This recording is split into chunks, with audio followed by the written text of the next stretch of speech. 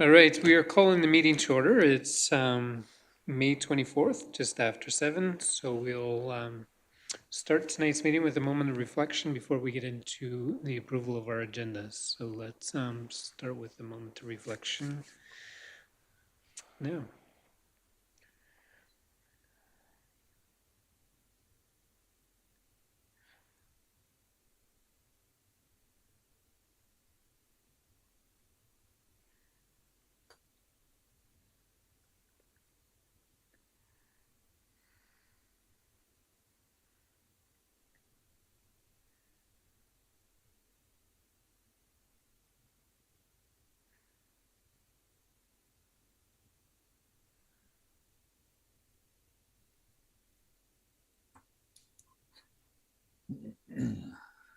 All right, thank you. All right, consent agenda is next on our agenda. Anyone prepared to make a motion on our consent agenda? Councillor Dressler, any request to have anything pulled from the consent agenda? Seeing none, I'll call the motion to question. All in favor? Any opposed? Motion carried. For our regular meeting agenda, we do have an additional item under new business, item 4. I think it's in your package, just not on the agenda. So that's an FCM topic. And then we do have an in-camera personnel item as well under J. So with those two modifications, anyone prepared to make a motion on the agenda? Councillor Monteith makes the motion. Call it to question. All in favor? Any opposed? Motion carried. And next on our agenda, for the good of council, does anyone have something they wish to share with the whole of council? Councillor Dressler. I just wanted to inform council and your worship, and including the community, whoever's watching and engagement, that 2309 and 2384 Royal Canadian Army Cadets held their first marksmanship in the last 3 years since COVID. Was very well received with very good shooting on behalf of the cadets, which is part of their marksmanship.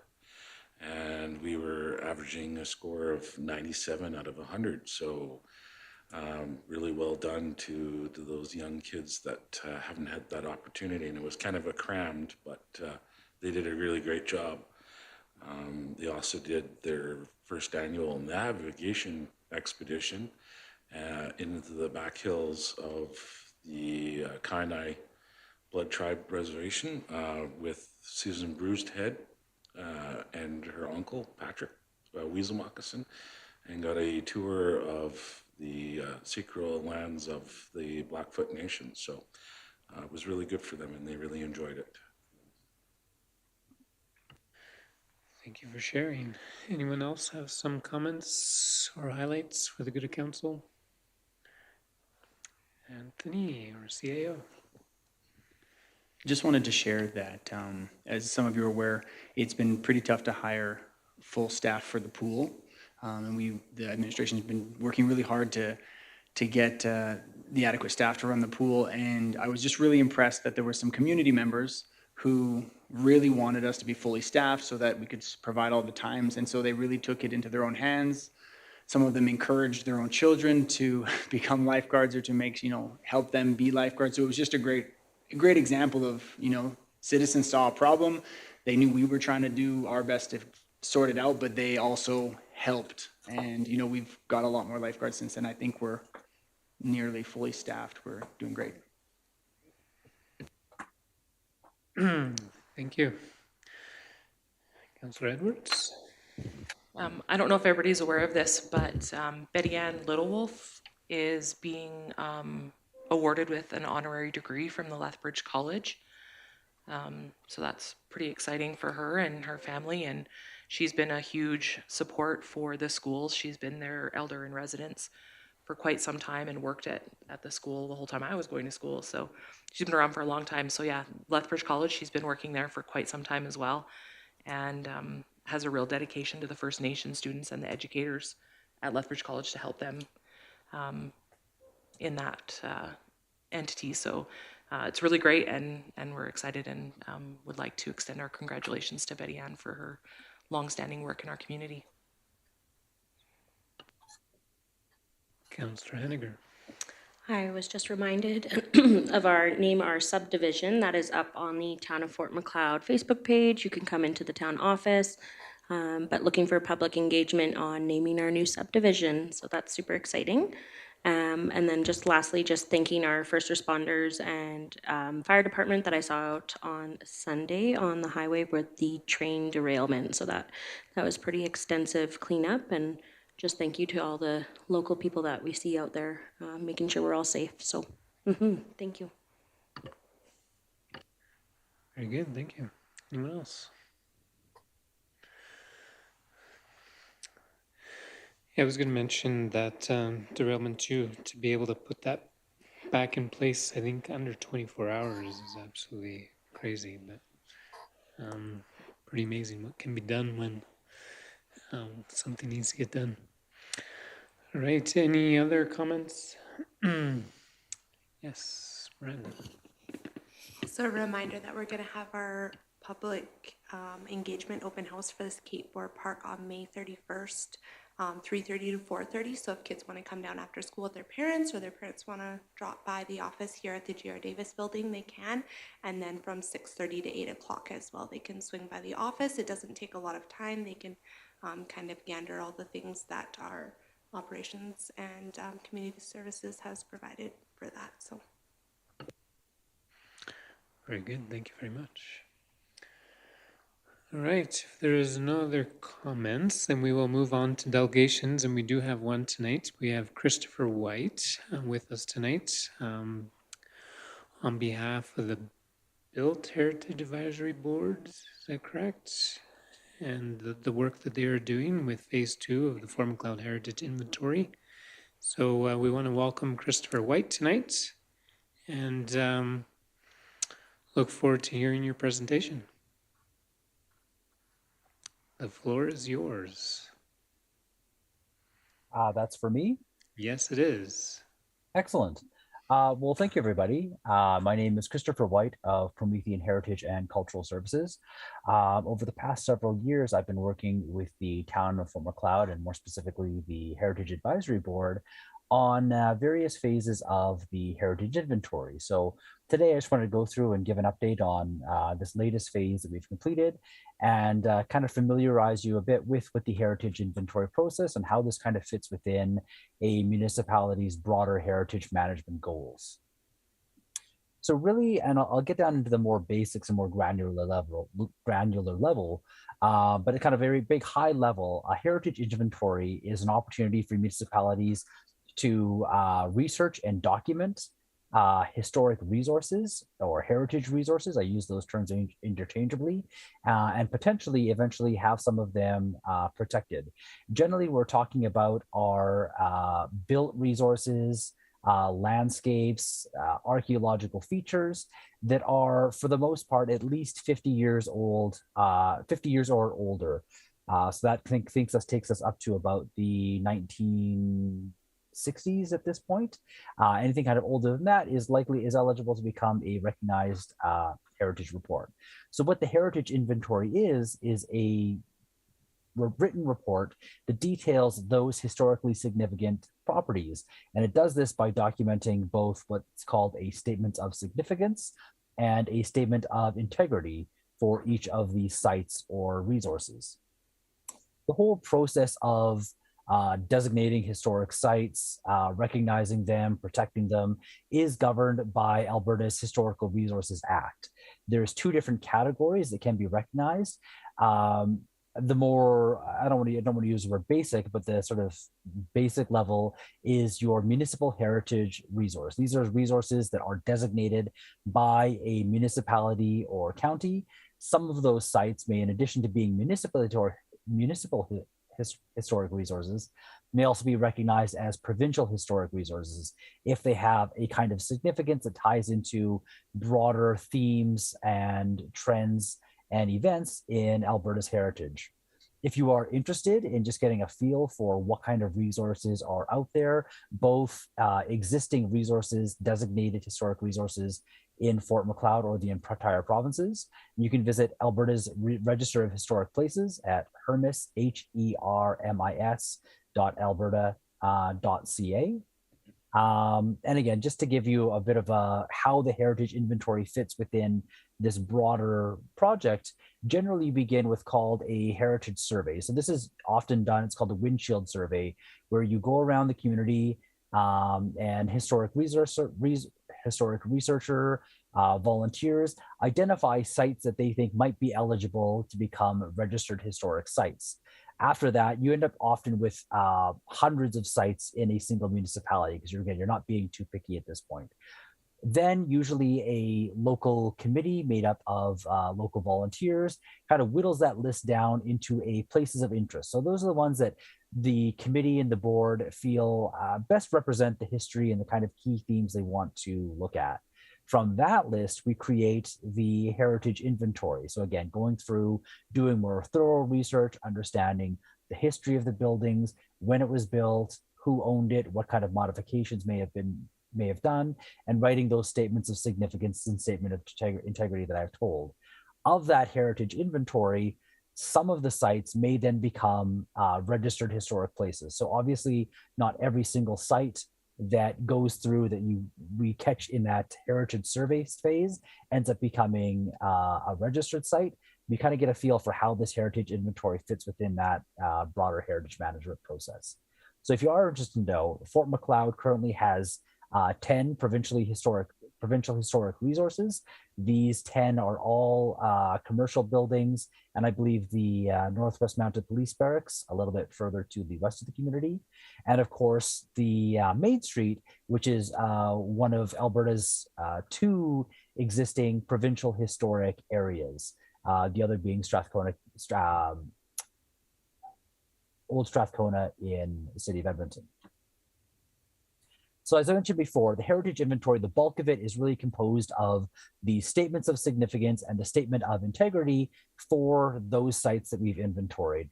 There's kind of a set formula, the way that these are written, that is pretty much the same across Canada.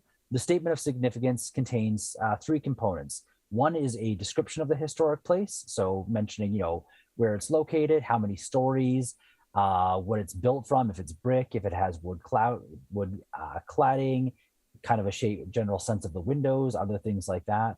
The bulk of the statement of significance is the heritage value. And this is a short descriptive paragraph or 2 that really highlights why it is and what makes this building special or unique or worth preserving. There are 5 kind of broad categories that we find that we try to associate with heritage value. For instance, one of them is its relation to a historic theme or event, such as like we looked at with the Legion Hall, so the end of the First World War and the development of veterans organizations.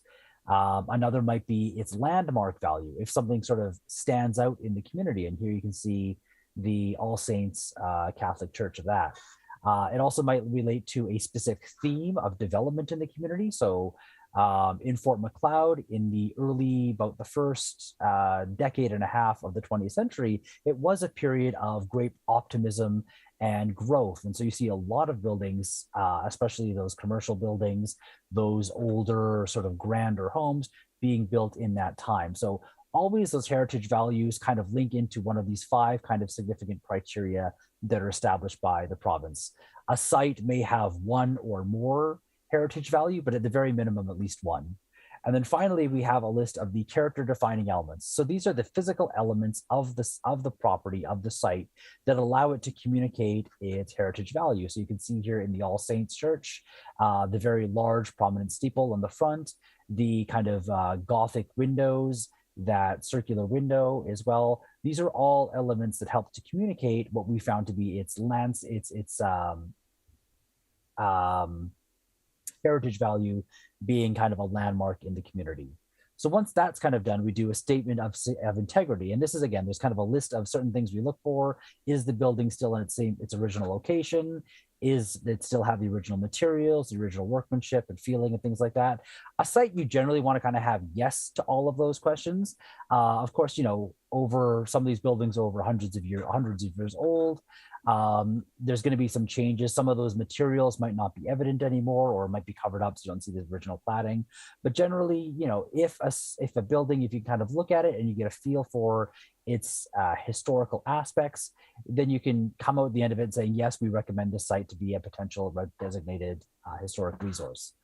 Sometimes, however, modifications are so profound. The entire outside of the building has been redone with new stuff, new windows put in, new doors. They might have raised it up, put a concrete foundation anymore, that it's not within my professional opinion, doesn't really need to be prioritized for designation as a historic resource. There are, of course, many benefits to heritage designation. One thing here in Alberta is in Western Canada, at least, we don't have the same level of research that's been done in Eastern Canada. One of the questions that often comes up with property owners is this going to decrease the value of my property?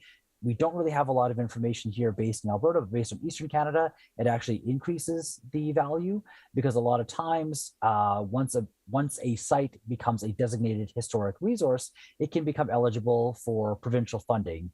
Here in Alberta, we have matching grants available, $50,000 for municipally designated resources, $100,000 if they're provincially recognized.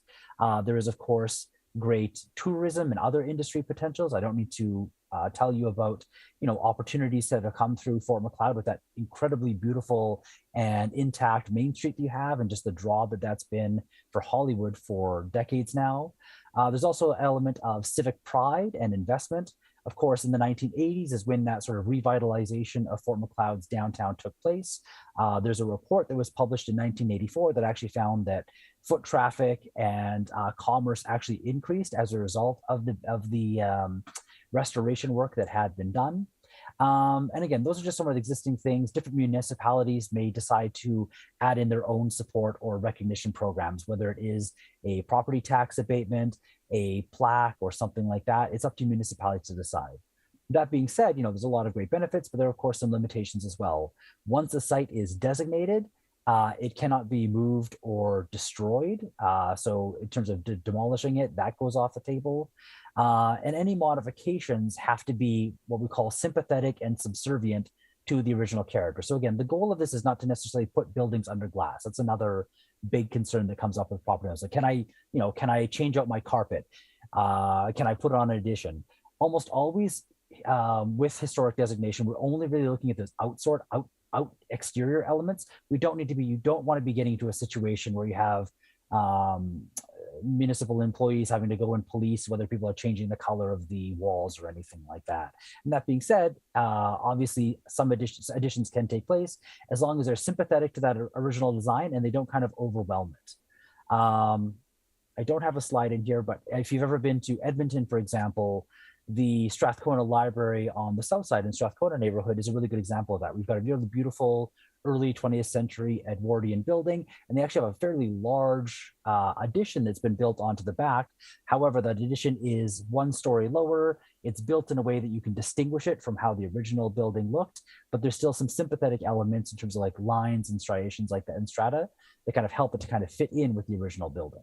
So again, heritage designation is not for every property owner, depending on what you might want to do with the property, concerns about the limitations. It's not going to be for everybody. So it's just important to keep that in mind. Just because a site is on the inventory doesn't necessarily mean that it is going to be designated. And it's very important as the municipality moves forward. There are, of course, certain things that are allowed within the Historic Resources Act, but you avoid a situation where you're stepping on property owners' toes and getting people against the ideas of these inventories. Again, the whole thing is about recognition and celebration. You don't want to have people turning away from it.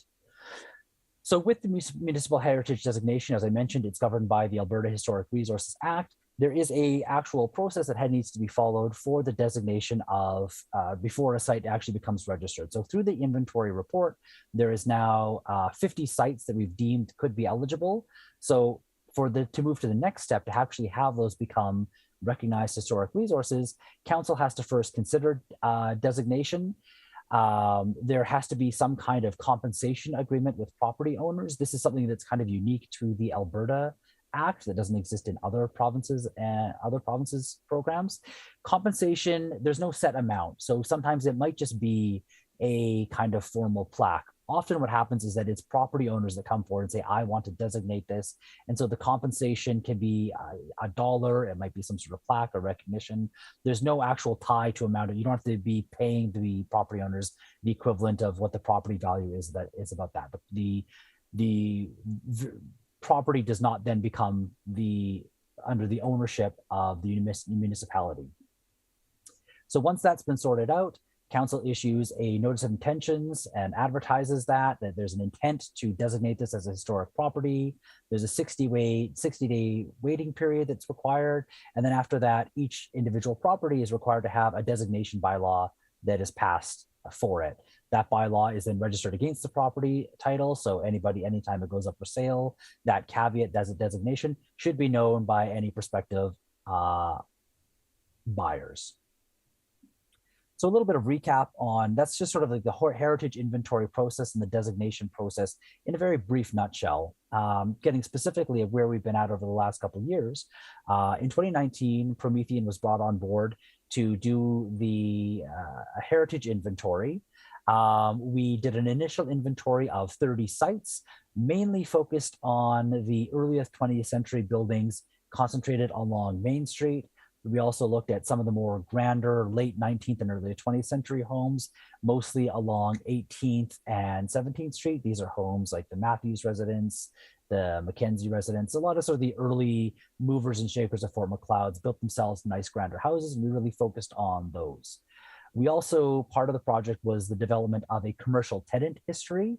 And this was to kind of establish a chronological history of businesses that were within that provincial historic area, which is, of course, Main Street, a little bit of 2nd and 3rd, and then 3rd Street as well, and a little bit of 23rd. That we didn't manage to complete all of them, but we managed to quite a few of those. So in 2020, Promethean was brought on board again to do a second phase of a heritage inventory. This is quite common. In this case, we also produced what's called a heritage context paper. So usually you do the context paper kind of before you do the inventory. It's fine. We just kind of did a little bit backwards.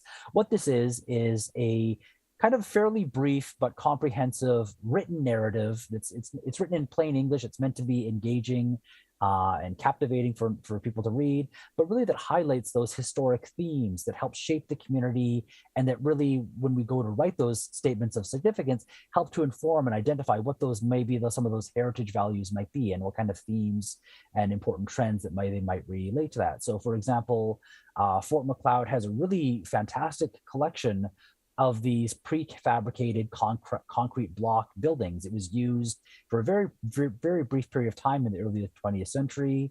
By the 1930s, it started getting replaced by cinder block. So the fact that Fort Macleod has a really good variety of these, both commercial buildings as well as residential buildings.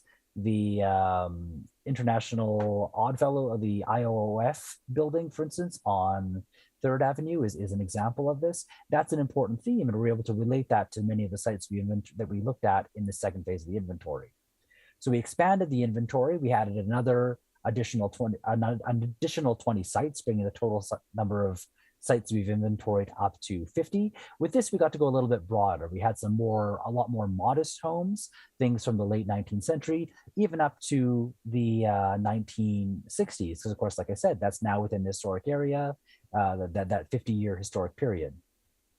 We continued and for the most part finalized the commercial tenant history. All properties past and present are now included. There's a few gaps for some of those. A lot of the information that we're going through is looking through old newspapers, phone books, and things like that. But also requires doing historic land title search.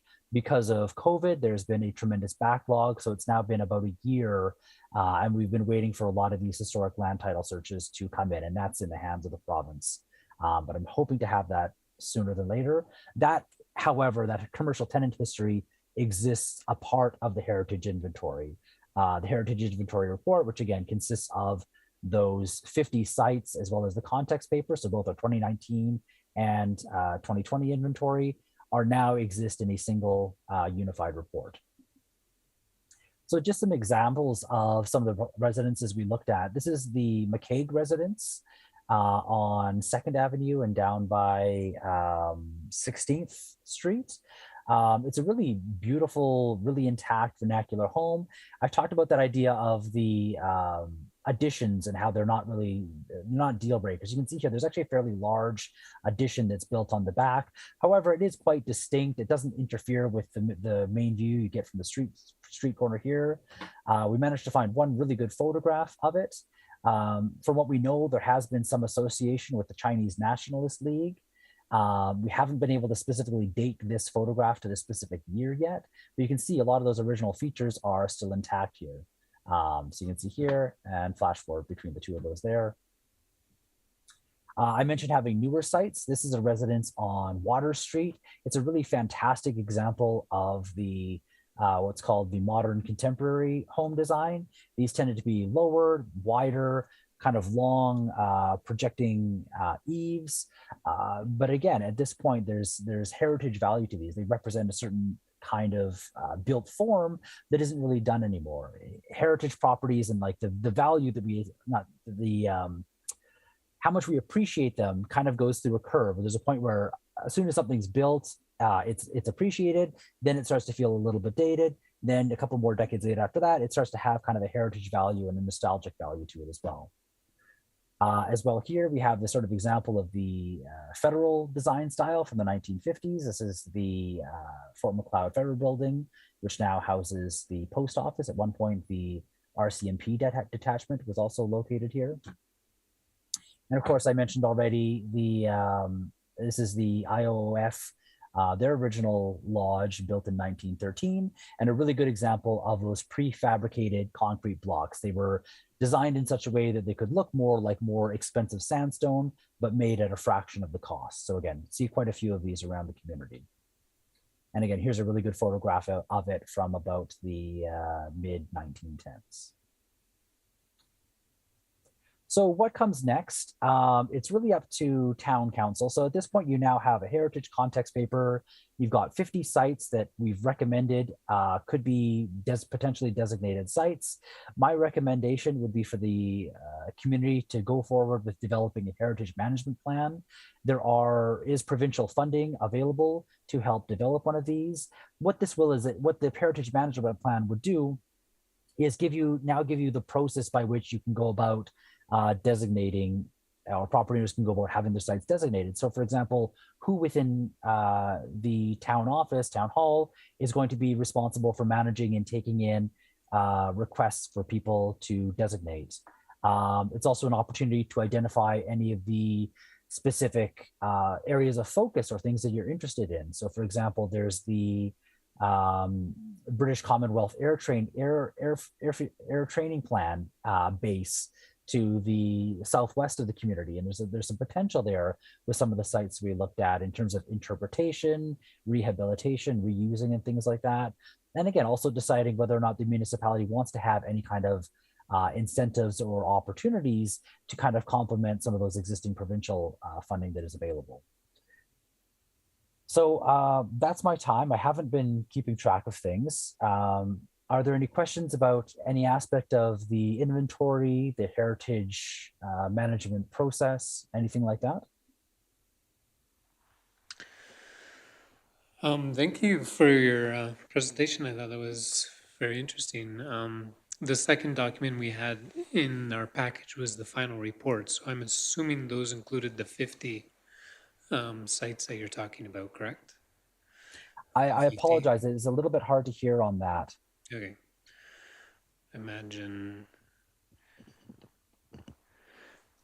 Yeah, the other document that came in our package was 175 pages. I believe that would include all the 50 sites in that one, correct? Yes, that would have the final report with all 50 sites, both the ones from 2019 and those we've completed over 2020 to 2022. Oh, very good. Did council have any other questions? Councillor Dressler. As your representative for the BHAB, I want to thank Christopher for his hard work. It's greatly appreciated. You bring a lot of story to the buildings there when we look at them. And then, of course, having those pictures that in addition to what they look like now and what they look like back then. We've had lots of discussion in regards to Christopher's documentation with Mr. Fraser Shaw. I think it's, and of course Adrian as well, who's on with our BHAB.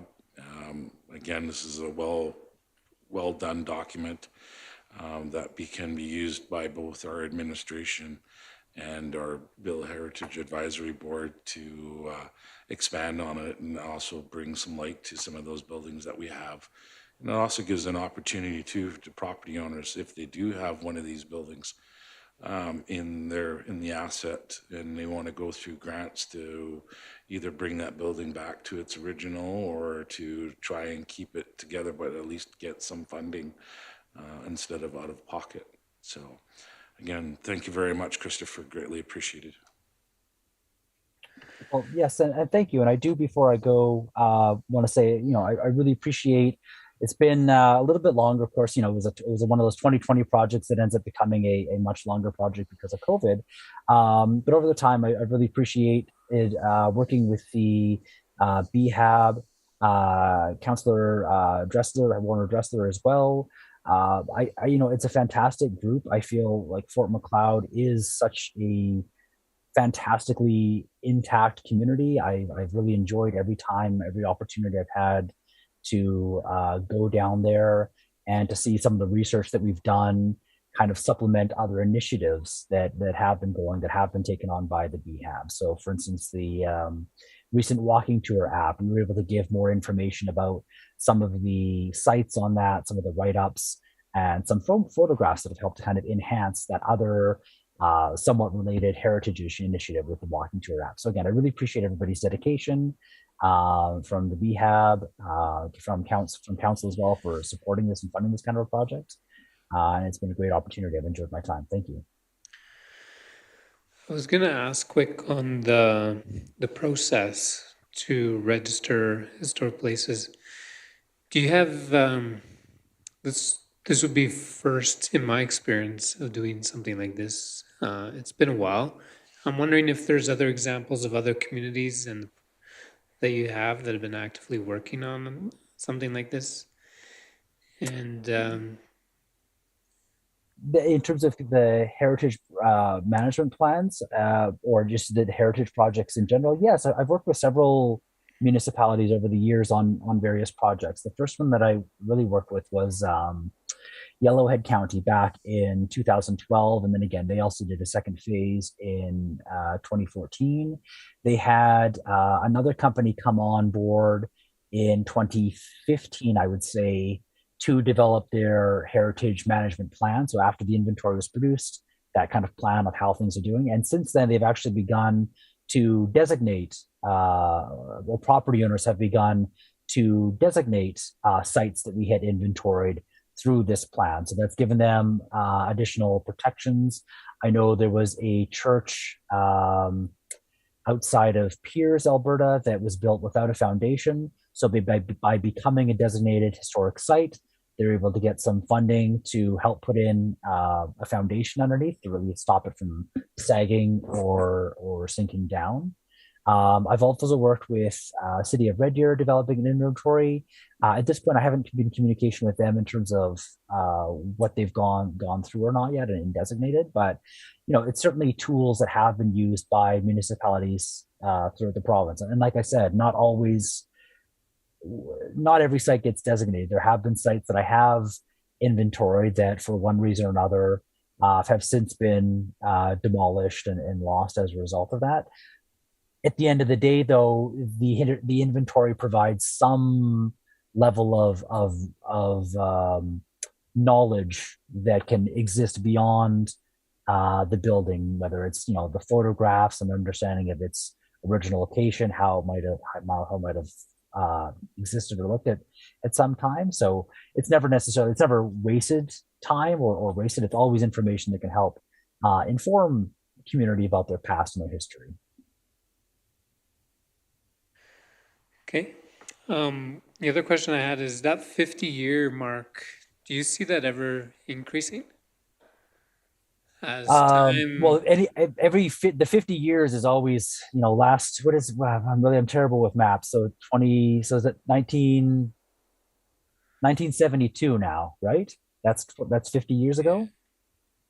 Yeah. Yes, that would be almost, because I'm not quite 50 yet, but I'm getting closer. I don't think it's, at the end of the day too, though, that is just a guideline. There is some flexibility in terms of a municipality if there is something that they feel is so strong or significant that needs to be protected for some reason, that they could designate something that is a little bit newer than that. My thinking would be something that might be architecturally so distinct or so representative that that becomes a priority.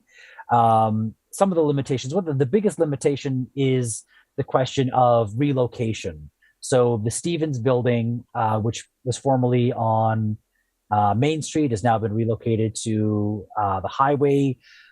We didn't go forward with documenting that because, again, as a heritage professional, almost always we want to see historic sites in their original location. That being said, it's the power of the municipality to designate whatever it desires. So if the town of Fort Macleod council feels that it's important to designate the Stevens building, then you have the authority to do so as a municipal heritage resource. The province, they are more bigger sticklers when it comes to that sort of thing. So the likelihood of that ever becoming ineligible for a provincial resource, they're likely going to say no because for them, again, that question of original location is very important. It gets into more interesting territory when you consider, and this actually happened with us, is if there's a important part of the community where sites were relocated, and that was an important theme, and certainly that happened with the Virtue building next to the Main Street office on Main Street. That happened quite a bit earlier in the time, so that it could actually become a heritage theme there. So ultimately, province has the authority to designate whatever it wants as a historic resource, but that 50 plus rule, I don't know exactly how they came about with 50 as the magic number, but that's generally kind of a guideline that we work with. Okay, very good. Rather than a hard and fast rule. Okay, Councillor Dressler, you had another question? Well, it is kind of both ways. So as we look at what we have, and we've seen buildings moved, exactly, for an example, the Hulteen building that was moved from the church site out to the Fort Museum, or not Fort Museum, the Fort Barracks site. And as you can see, now it sits incomplete. I think, the push of, if it is a historical site, that it should be completed and then actually be looked after instead of just staying there on the Ralph Foundation and not completed. I think the other thing too, and we did, and I shared this, was looking at strategic planning, and I think that is the next goal or next step for the Bill Heritage Advisory Board and with Mr. Fraser-Shaw to look at doing a strategic plan so that that could be part of the tool for a development officer and or this council when it looks at certain developments within the town limits. I don't know if you kind of agree with that, Christopher, because I don't know if you got that one I shared from the city of North Vancouver with their heritage structure plan that they had for strategic. And it was all of their designated sites and those that were within photo cataloged or whatever. So it was very well done, and that was in 2019.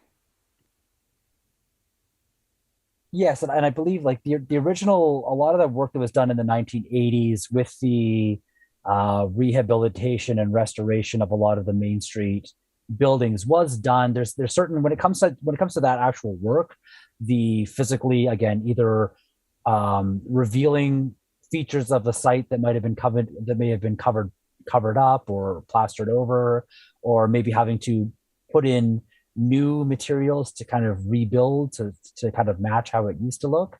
That's governed, or that's not governed. That is, again, there's the standards and guidelines for that kind of work. And it sort of guides like what level of intervention is the most appropriate. So in the 1980s, that was from what I've read and what I've seen in the reports, a lot of that work was done following those guidelines, such as they existed in the 1980s. And from that, there was the establishment of some of the design guidelines for the historic Main Street, because of course there have been newer buildings that have been built since then and sympathetic. And as I understand it, yes, they have been updated. So that does kind of feed into, again, the heritage, even broader than just that heritage survey, heritage places of interest list. Think about the heritage inventory and the designation of historic properties as fitting within the city's or the municipality's broader strategic goals on managing its history and heritage, whether it's built forms like we're dealing with this, whether it's narratives, oral histories, and they're all very kind of complementary in how that influences,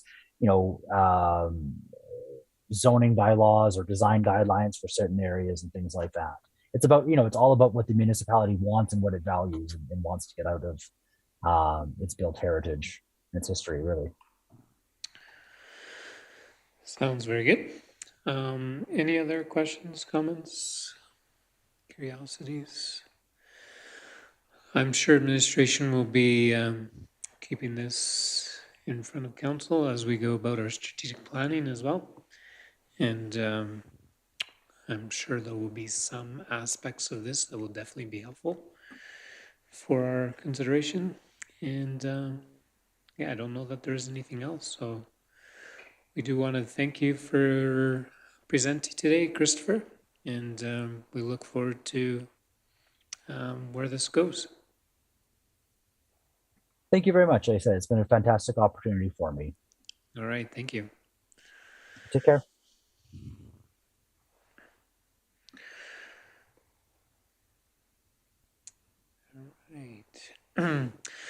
All right, thank you for that. We will move on then. We do not have any public hearings or unfinished business. So under new business, we have, sorry, I'm moving too far fast along. Adrian. Sorry about that. So I would recommend, because Christopher did include the final heritage inventory, that we probably make a motion to accept as information. Okay. Yeah, absolutely. Anyone prepared to make a motion to accept the final report as information? Councillor Dressler makes a motion. Any other questions or discussion on this? Seeing none, we'll call it the question. All in favor? Any opposed? Motion is carried. Thank you. All right, then, moving to new business, item 1, we have our Director of Finance speaking to our assessor appointment. Good evening, Council. As Council knows, we put out RFPs for our audit and our assessment services every 3 years. This year it was the end of our current contract with Benchmark Assessment Consultants, and so the contract was put out for RFP. As I said in my recommendation and my request for decision for council, we put it out in the paper and advertised it, and we got back one bid, which was our current assessor, Benchmark. So we got back one. So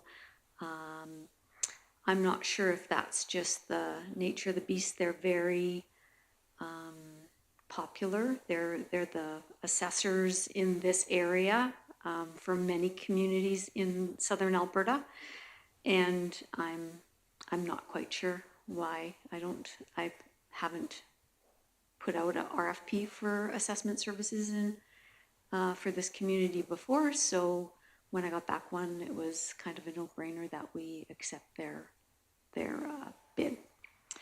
So the recommendation tonight is from administration is that council approves the contract from Benchmark Assessment Consultants for the period June 2022, and it should say through May 2025. It's a 3-year contract. And as I said in my explanation, I did, because it was the only one, I didn't have to do the scoring matrix or anything. I looked through it and read it, and we've worked with them for many years. I have full confidence in their ability to provide our assessment services, and I checked their pricing, and it's fair and equitable with what we currently are paying them now. The amount goes up by $1 per parcel in the next 3-year contract, and that's what it's historically gone up by in our previous contracts with Benchmark. And I'll take questions or comments, whatever you guys want to talk about. Right, anyone prepared to make a motion on this recommendation? Councillor Wilson. Any questions? Discussion? Councillor Monteith? Is this all they do is assessments for towns, or do they do other things as well? They only do, oh, sorry, Jim. Sorry, they only do assessments. Yeah. Councillor Van Eyckbos? So $1 per year per parcel, correct? Not $1 over the 3-year term. $1 per parcel every year, so it increases $1 per parcel per year. Correct. How does that stand in relation to what we paid last year? You said it's relative, but what were we getting charged last year? Was it $27 per parcel? Like, I'm just trying yes. trying to get a. It was $1 less Okay. per parcel. Okay. Do we have a amount of parcels we're getting billed on? I'm just curious on the total cost to the town, because this doesn't give me a accurate contract scope. So it's, I'll look it up. I will tell you how many parcels we are charged for currently.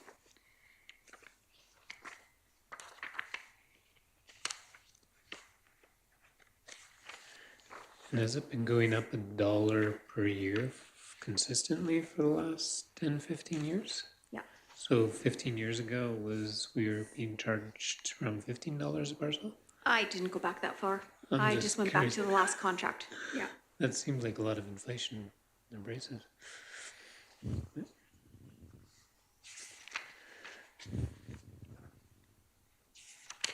Oh, sorry. It's pretty tough to get an alternative when you only get one proposal on the bid. The other thing is that as a percentage, it's going down every year. The percentage is going down. Percentage Yes. increase is going down every year. Mhm.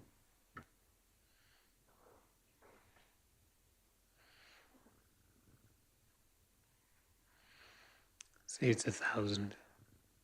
I don't know if it'd be 1,000, but approximately, I think. I will tell you that we pay approximately $55,000 a year. So if you take $55,000 and divide by $27 per part, that'll give you an idea. Okay.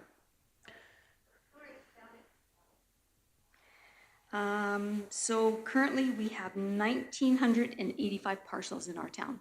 And some of those are developed on, and some of those are like over by the Altalink substation, over by our new subdivision. There's a bunch of subdivided lots over there, but they're not. Some of them are owned by Altalink, and some of them are owned by the town, and some of them are developed, and some of them aren't. So, I mean, I'm always talking to the development officer, Kelly, and saying, you know, we get charged per parcel. Is there any way we can make some, you know, efficiencies so we get charged maybe less? And she's always looking for ways to help us keep our assessment fees down. That's per title. Per title. So it's a flat fee, no matter whether, like, regardless of the zoning, regardless of the size, it's just a flat fee per parcel. Yeah, per parcel. Okay. Okay, very good. Well, that's interesting. I think, like you said, if you have 20 properties that are doing nothing, consolidating that would save the town a fair amount. I know, I'm having those conversations every day, trying to find efficiencies. Good. All right, so the motion is on the floor. Any further discussion or questions? Seeing none, we'll call it the question. All in favor? Any opposed? Motion carried. Thank you. Thank you. Moving on to item 2, ATCO Gas and Pipelines franchise agreements. Our Director of Finance, Chris Holbeck, would like to speak to this one as well. Good evening again, Council. So it is time for our renewal of our franchise agreement for gas distribution, and our franchise is held by ATCO Gas and Pipeline. The CAO and I met with their representative for our area, Dan Magnan, and had a conversation just to kind of explain franchise fees, our role in the purpose of a franchise, what the town gets out of having a franchise with distributor, and they're kind of what both parties are part of the agreement is. So, as I said in my submission, we have had a franchise with ATCO Gas since I think it's 1812. And the current franchise agreement was for 10 years. And we sign it, we bring a bylaw for council forward with the agreement attached to the bylaw. Council gives it first reading. And then we send a certified copy of that first reading of the bylaw back to the company, ATCO Gas, and they do the advertising, and they go to the AUC, the Alberta Utilities Commission, get a bunch of approvals. There's a period where I guess there could be appeals against us having a franchise with ATCO Gas. And then once all the timelines are finished, it comes back to council, and we give it the bylaw second and third reading, and then the agreement goes into effect. And so that is why, if you saw in the agreement, that the term of this next agreement starts in November, because they like a lot of time for this to get approved through all the regulatory authorities before the contract begins. So they told me to push out the start of this new contract until probably 5 months, so I put it to November.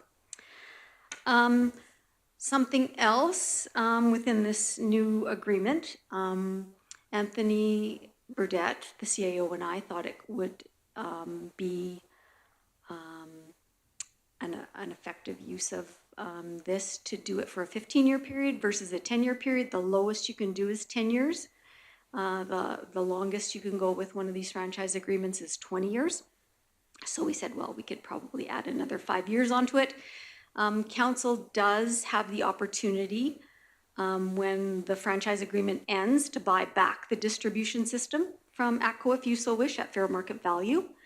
They did say that if the town ever decided to buy back the gas distribution system from ATCO Gas, it would be at fair market value, we would own it. And then if we tried to sell it again within a certain period of time, I think 6 years from the time we bought it back, that they would have right of first refusal to buy it back from us. I think we all remember going through the electrical distribution system and selling that to Fortis. I didn't think adding another 5 years to the franchise agreement would be a hardship for the town. I think it would probably give us some certainty.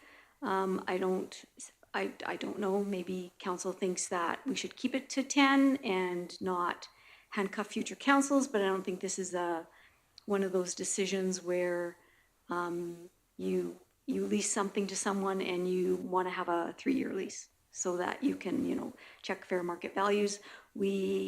Council has the ability to set the franchise fees every year. And we get taxes from them. So they pay us property taxes, linear taxes to the town, and the council sets the rate for franchise fees every year, which is really flows through the bill to the consumer, and the consumer pays it and it comes back to the town. But as I said in my report, the franchise fee that we receive from ACO Gas is to compensate the town for using our right-of-ways, our utility right-of-ways. Their infrastructure is in our right-of-ways, so that compensates the town for that. When there's an Alberta First Call, we have to go out and kind of make sure, well, if there's an Alberta First Call, we have to make sure that we know where our stuff is. They have to make sure that they know where their stuff is. And when we do work, we have to make sure that we're working around their infrastructure. So our town water mains and sewer mains, and we work around their infrastructure. So that's what it compensates us for. They also do pay us property taxes. And when we met with Dan Magnan, he stated that if we wanted to get rid of a certain clause in our agreement where they pay us property taxes, that's an option.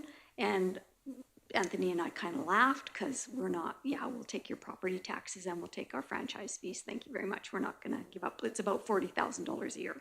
So we just said, yeah, we'll consider that. So that's what's in front of council tonight. 15-year franchise agreement with ACO Gas and Pipeline. And because this is going to probably start in November and go into 2023, that the franchise fee rate stays at 12.5%.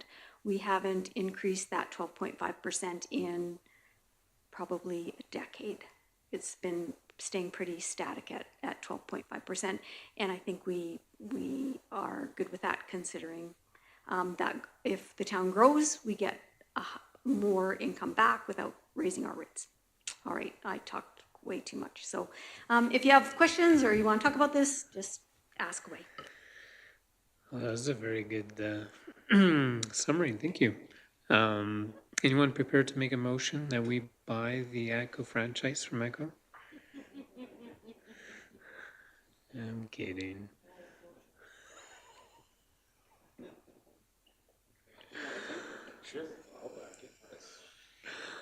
All right, anyone prepared to make a motion as per the recommendation? Councillor Vanagos makes a motion. Any further discussion or questions? Councillor Vanagos? Just on the actual fee, we usually get the previous year and the new year fee balance. Do you have that information? What will we actually receive as a fee this year compared to last year?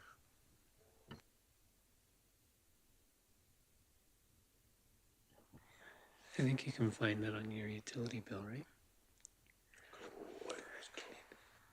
Total fee.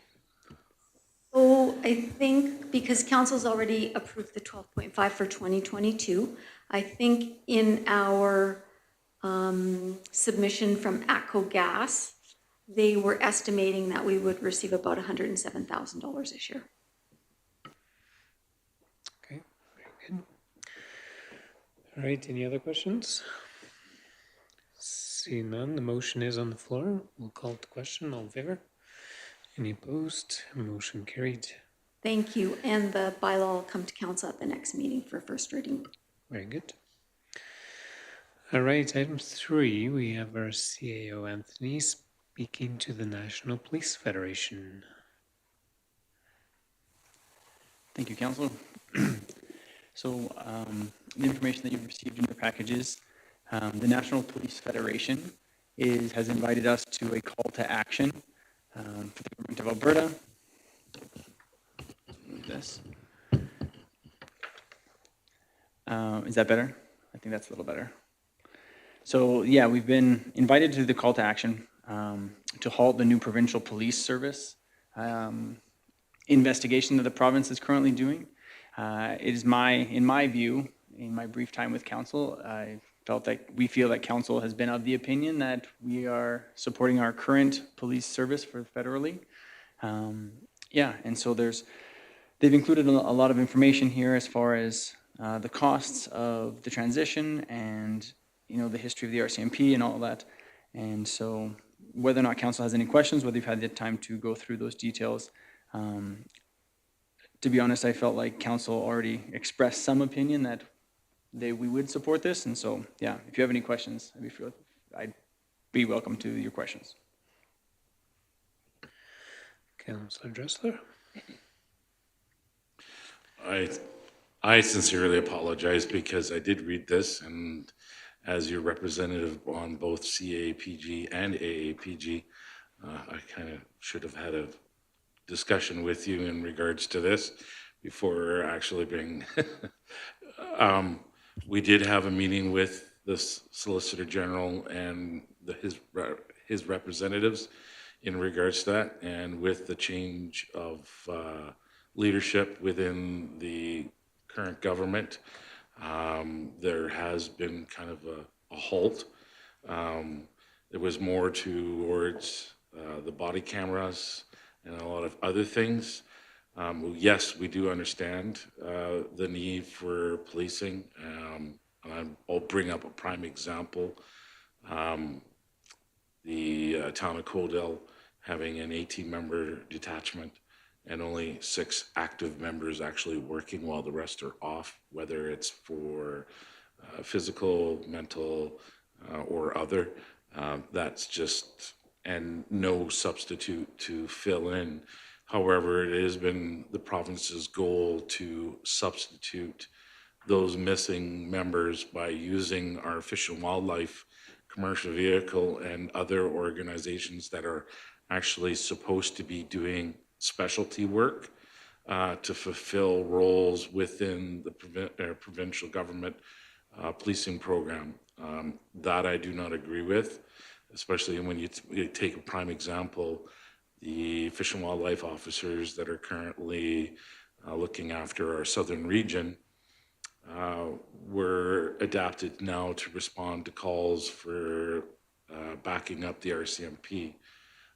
They do not have the proper equipment to do this. They do not have the proper training to do this, but yet the province sees this as a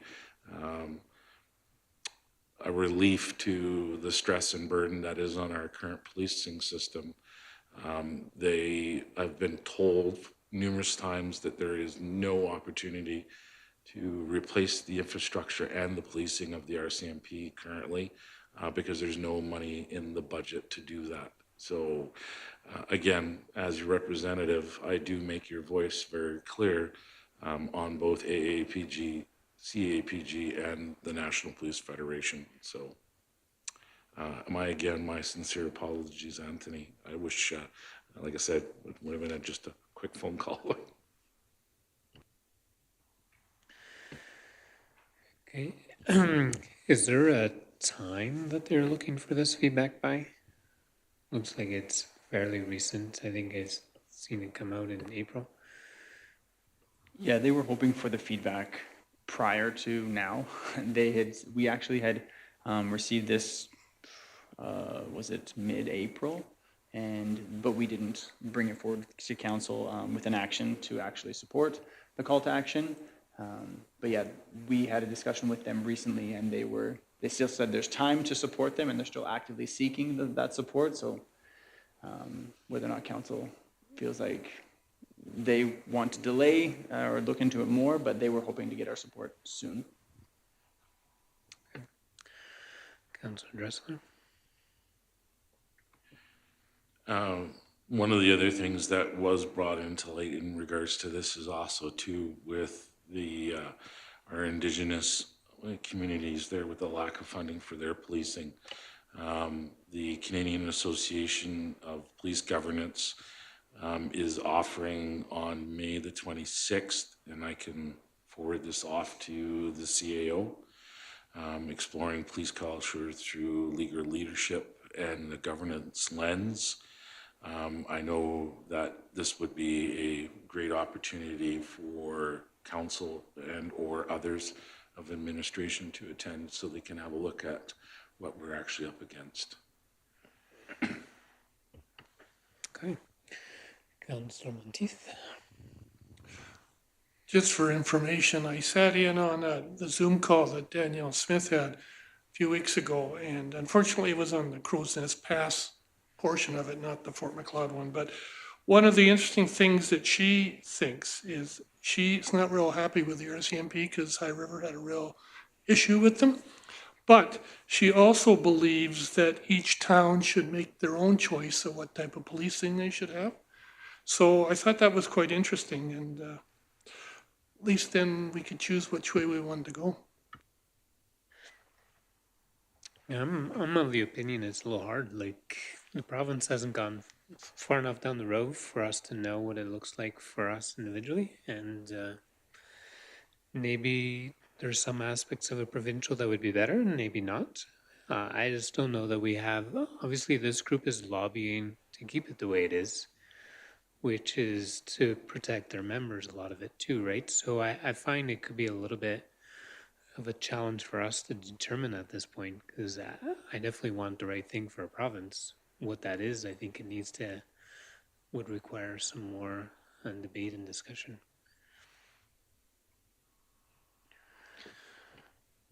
I agree with that, but based on their approach to this and their simple lack of consultation due to that flawed process, in my mind, it's a no until they actually go through this properly and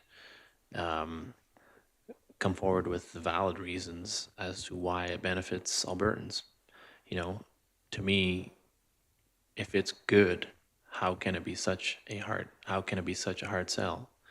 So back to Councillor Warren or Councillor Dressler's comments that this thing is now dead in the water due to a potential new leader. It kind of begs the question as to where did this come from and who's pushing it, and is this something that came from the membership through a grassroots AGM, or was this something that came from cabinet or caucus? I've yet to figure out where and how this came to being an issue this critical, but not getting the actual attention it needs from Albertans in general. So as of right now, I'm in support of this letter. Thank you. Okay. A bunch of discussion back and forth, but either way, is anyone prepared to make a motion on this matter? Councillor Dressler? I make a motion and to support the letter that CEO Anthony Burdett has drafted to be sent off to the provincial government. Motion is tabled. Just to clarify, we didn't draft a letter, but just showing our support for the motion. Well, if you're stamping the town of Fort Macleod's logo on there, It's a letter that they drafted for us that we'll put in our name on. yes. Yeah. Any other discussion, comments? Debate? Yeah, if there's no further discussion, we'll call it the question. All in favor? Any opposed? Motion carried. All right, moving on to item 4, which I believe was an FCM discussion, correct? And our CAO, Anthony Burdett, would like to speak to this. Thank you, Mayor. So the Federation of Canadian Municipalities has requested our membership, the town of Fort Macleod. Now, the reason that we brought this forward to council and not just, dealt with it administratively is because this organization ideally is for council and for supporting the municipalities. And there's I guess there's a real need for them. They see a real need to be a part of their organization. And in the information that we provided with you in the package, they outlined kind of what the value is that they're bringing to municipalities who are part of their part of the FCM. More or less, I asked them, they were asking me to pay the invoice, and I asked them, well, what are we getting out of this? I believe many on council have attended conferences in the past, a few. I think previously in Quebec, I think there was the one, and this year's is in Regina. More or less, I guess administration, we wanted to know, if council was committed to being a continued member of this organization. And, we're not weighing it out each year. It's just if we're committed to being part of the organization because we feel like the value that they're providing us, being the kind of the the voice for local municipalities on the federal stage, and trying to build capacity and trying to represent the small voices. And they've got some accomplishments in previous years, one of which being 4.3 billion in federal emergency operating support.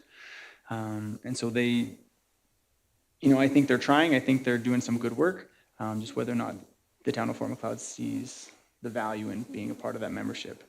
The annual fee is $856, so it's nothing too grand, but as long as council recognizes the value of that, and if council continues to desire to go to future conferences as well.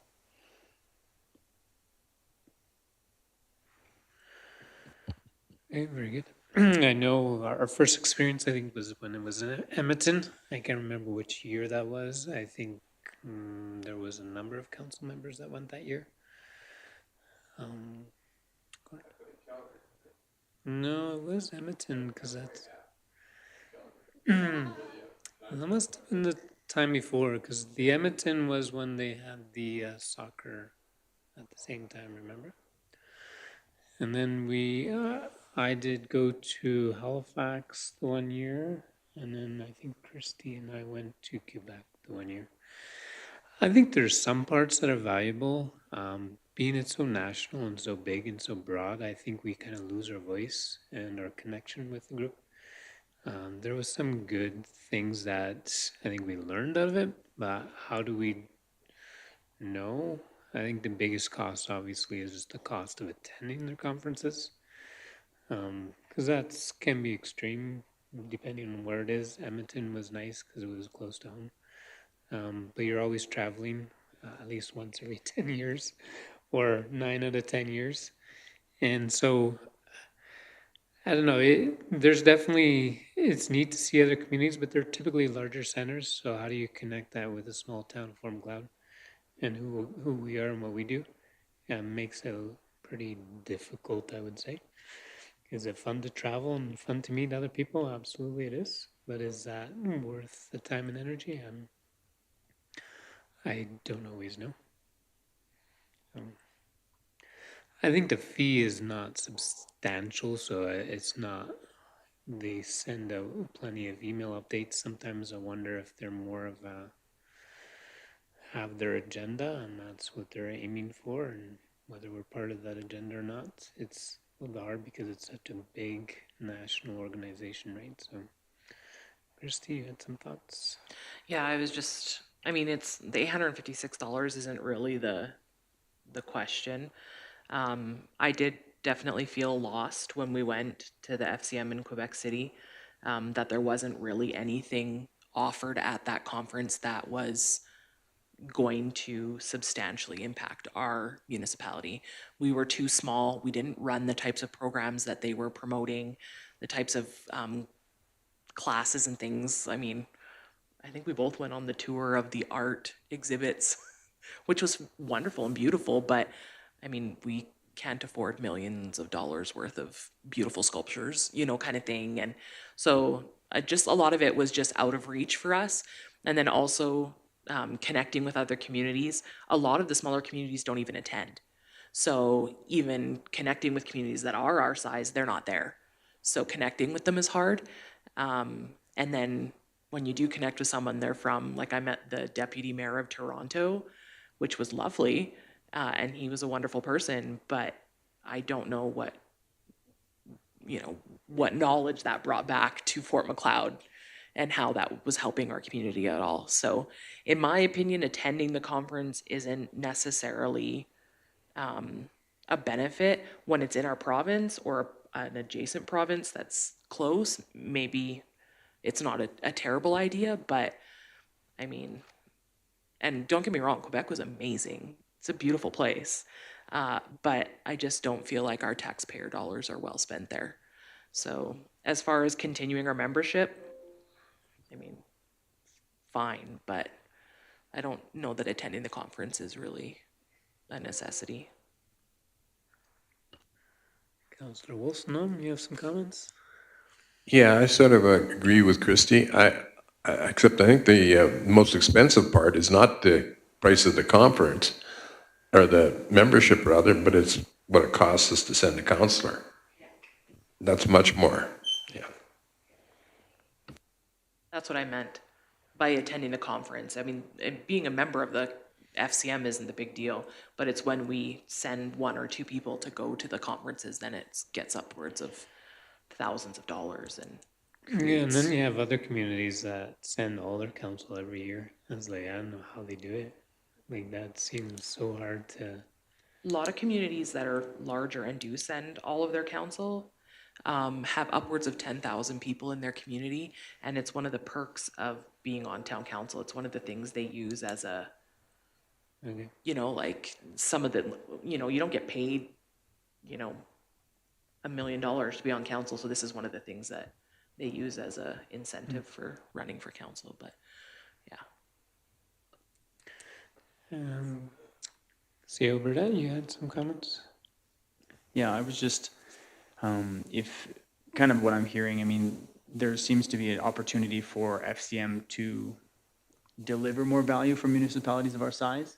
And so if we were to continue to be a member, really having that communication with them and letting them know that, conferences would be more attractive for our council if they had more opportunity for us and more, learning, so that we, if you're going to go somewhere and you can still enjoy yourself, but is it in the best interest of the taxpayer, right? That's really what we should be asking ourselves all the time. And so if we get a lot of value and we come back and we're like, we are ready to go, absolutely. So I think, we could, if we decide that there is potential value, maybe we could go on for this year and talk to them and see if we can get some traction on accommodating to municipalities of our size. Councilor Venegas? Well, just reading this, the document the edition sends, which is definitely catered to the West, so I'm curious what the document for the East looks like and if it contradicts the West, but I don't see anything here that speaks to municipalities. I see a regional approach and a provincial approach and a very big economic approach as to resources and such, and that's great.